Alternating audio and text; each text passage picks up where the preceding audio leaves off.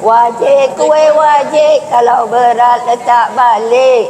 Bakul kue bakul, kalau berat tolong pikul. Wahai abang, tolonglah kami. Abang!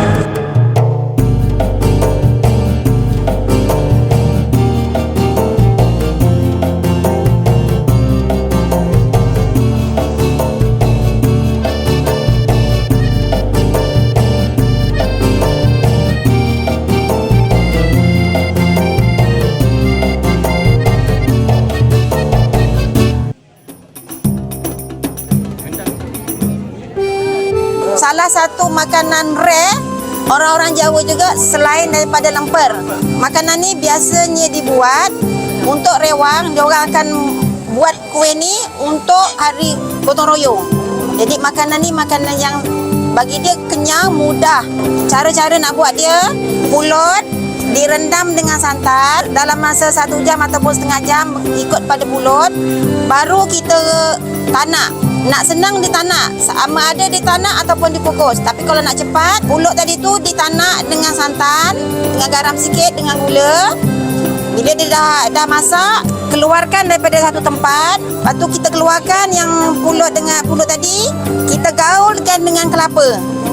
Gaul dengan kelapa muda.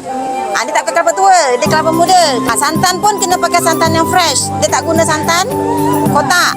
Lepas tu dikukus, dikeluarkan dah siap kukus, baru ditumbuk. Sampai dia lumat, baru dia akan diterap, akan jadi macam ni.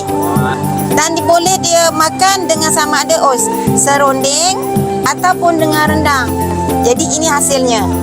Selain demo masakan, aktiviti mengukur kelapa dan meraup lidi turut diadakan bagi menghidupkan kembali cara tradisi orang dahulu.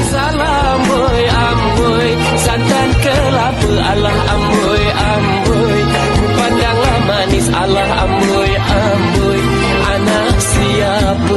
Wajik dan rendang dimasak bersama menambahkan lagi kemeriahan dan kebersamaan.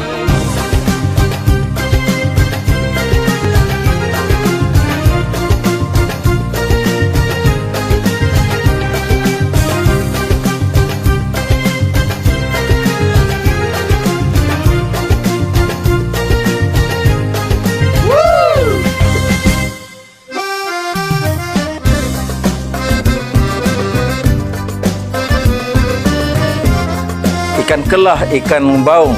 Inilah dia Al-Jinrani berkampung.